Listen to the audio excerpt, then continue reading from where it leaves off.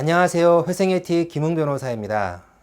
아무리 힘들어도 이 미래의 위험에 대비하기 위해 우리는 보험 한두 개는 들고 있습니다. 그런데 개인회생을 신청하면 보험은 계속 유지할 수 있는지, 강제로 해지당하는 것은 아닌지 걱정하시는 분들이 꽤 많습니다. 결론부터 말씀을 드리면 개인회생을 신청해도 본인이 보험을 계속 유지하고 싶으면 계속 유지할 수 있습니다.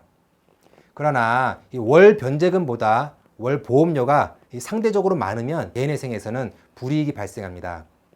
법원은 채무자가 월 보험료가 월 변제금에 비해서 많이 납부하고 있다고 판단하면 월 변제금을 올리라고 보존 공고를 내립니다.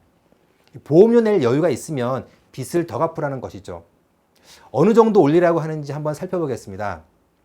법원은 월 변제금과 월 보험료를 합한 금액의 30%보다 월 보험료가 많으면 이 30%를 초과하는 금액을 변제금에 추가하라고 합니다. 예를 들어서 월 변제금은 30만 원이고 내가 내고 있는 모든 월 보험료가 20만 원인 경우 합한 금액 50만 원의 30%인 이 15만 원을 넘는 월 보험료는 월 변제금에 추가해야 합니다. 아까 월 보험료가 20만 원이었으니까 5만 원을 15만 원을 추가하는 5만 원을 월 변제금 30만 원에 추가해서 월 변제금이 35만 원이 되는 것입니다. 따라서 이 월 보험료가 상대적으로 많은 경우에는 꼭 필요한 보험만 유지하시고 이 나머지 보험은 해약하시는 것이 유리합니다. 그런데 이 보험사에 채무가 있는 경우에는 이 해약하실 때 주의하셔야 합니다. 보험사에 신용대출 1,000만 원이 있고 보험을 해약하면 해약 환급금으로 500만 원을 받으실 수 있는 분이 이 개인회생을 신청한 후에 보험을 해약하면 대출금과 상계되어 해약 환급금을 받지 못합니다. 보험사들은 이러한 점을 노리고 이 채무자에게 보험을 해지하라고 이렇게 막 독촉하거나 하는데 이런 경우에는 해지하지 않아도 전혀 관계가 없으니까 해지하지 않기 바랍니다. 다만 이 보험료가 장기간 연체되면 보험사에서 일방적으로 해지가 가능하니까 주의하시기 바랍니다. 이 보험 관련해서 또 중요한 점은 예상 해약 환급금이 청산가치에 포함된다는 것입니다. 정확하게는 예상 해약 환급금 중 압류금지액인 150만 원을 뺀 금액이 청산가치입니다. 그리고 약관대출이 있으면 이 약관대출금도 뺀 금액이 청산가치입니다. 참고로 말씀드리면 이 약관대출은 개인회생에서 채권으로 취급하지 않습니다. 이 해약 환급금이라는 자기 재산에서 미리 빼서 사용한 돈이지 빌린 것이 아니라는 것입니다. 이 재산이 별로 없는 분은 이 해약 환급금이 크게 문제되지 않으나 이미 집이나 전세보증금 등 굵직한 재산이 있는 분이 이 해약 환급금까지 있으면 변제금이 올라갈 수 있습니다. 기억나시죠? 청산가치 보장의 원칙 때문에 재산이 많으면 변제금이 올라간다는 것을요.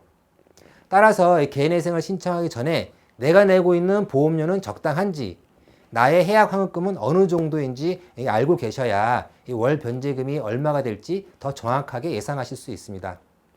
또 참고로 말씀을 드리면 이 생명보험협회 사이트에서 내보험 찾아주기를 선택하시면 본인이 계약자와 피보험자로 되어 있는 모든 보험을 조회할 수 있습니다.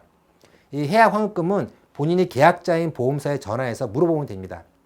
혹시 모르니 한번 조회해 보세요. 깜빡 잊고 있던 보험이 발견될 수도 있습니다.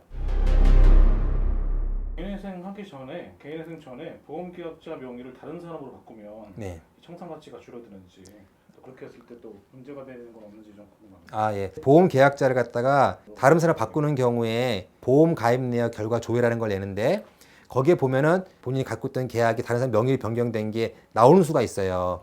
그래서 꼼꼼한 이제 회생위원, 법원에서 이제 실무하는 꼼꼼한 회생위원을 만나게 되면은 그걸 눈치채고서 보험 바꿨네. 이거 다시 청산가치 반영해라. 라고 해서 바꾸고 나면 효과가 발생하지 않는데 간혹 가다가 이제 그걸 놓치시는 분들이 있어요. 그러면 이제 변경한 부분만큼 해약 환급금이 청산가치에 빠지니까 유리할 수가 있죠. 그러니까 밑져야 본전이다 이렇게 생각하시면 돼요.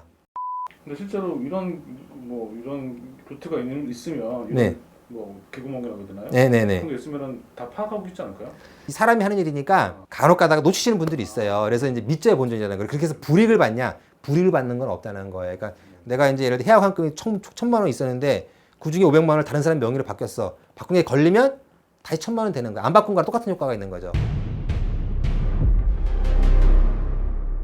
이제 오늘은 보험에 대해서 알아보았는데 다음에는 이 자동차에 대해서 한번 알아보겠습니다.